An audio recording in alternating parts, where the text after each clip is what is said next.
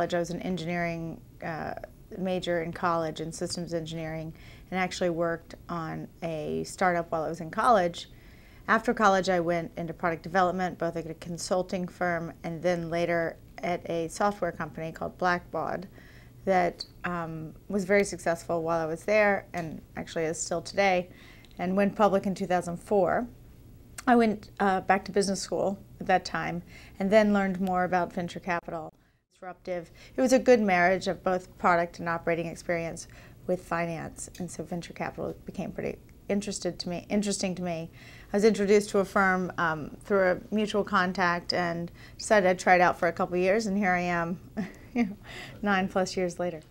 My background is in product, and design is a big piece of product. It is, design is an all-encompassing term that doesn't mean just the UI, the look and the feel, or the brand of a company or a product. It is everything from how a user experiences it to how the product sort of takes them through the whole experience. And with companies today, especially software and consumer companies alike, the product is everything, because that's how you are introduced, that's how you are sold, that's how you interact on a daily basis. There are no customer service people that are kind of walking you through on a daily basis. It's not an enterprise selling world anymore in software. So product and product design is very, very important, and really needs to be the root, in my opinion, of sort of how companies are formed.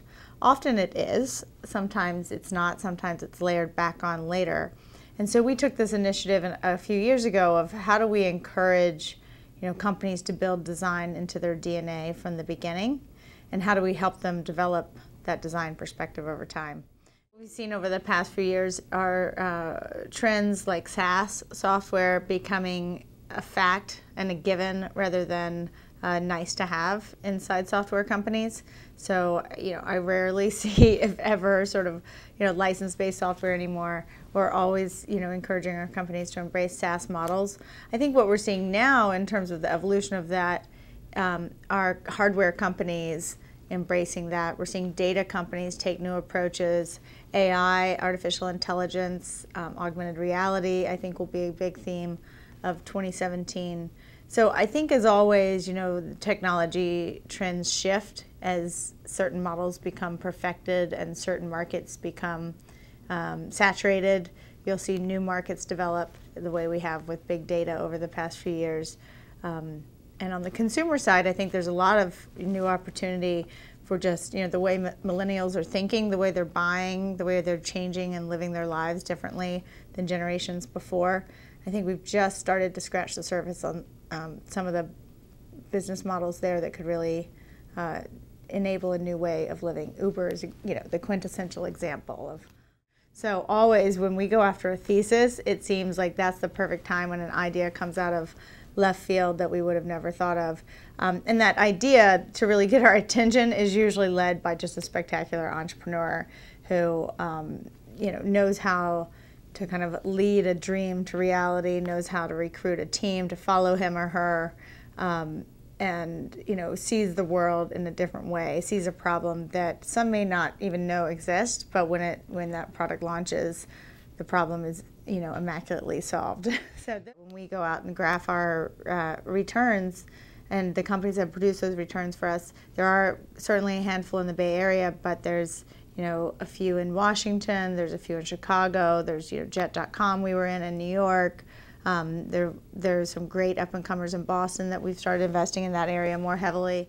So, we're patient, I think, is the main theme. We're patient with our entrepreneurs. We're patient with the markets.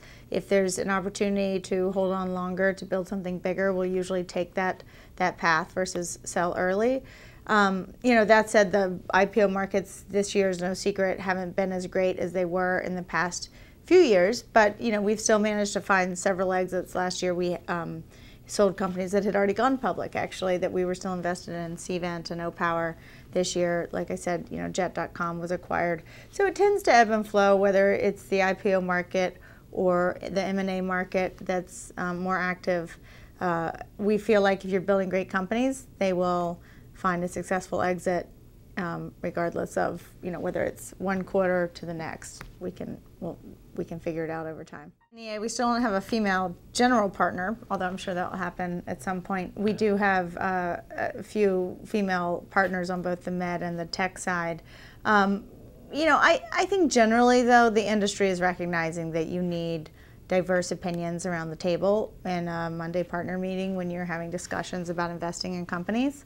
So if you're all from the same background, whether it be male, female, gender socioeconomic backgrounds, or racial or ethnic, you're all going to see the world very similarly if you don't have a diverse group around the table.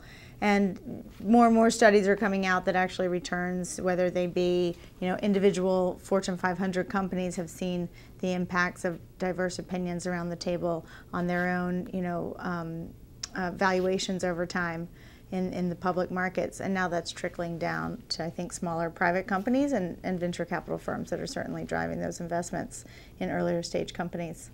So I think NEA, no different than many firms are starting to figure out how we can be more proactive about driving that diversity.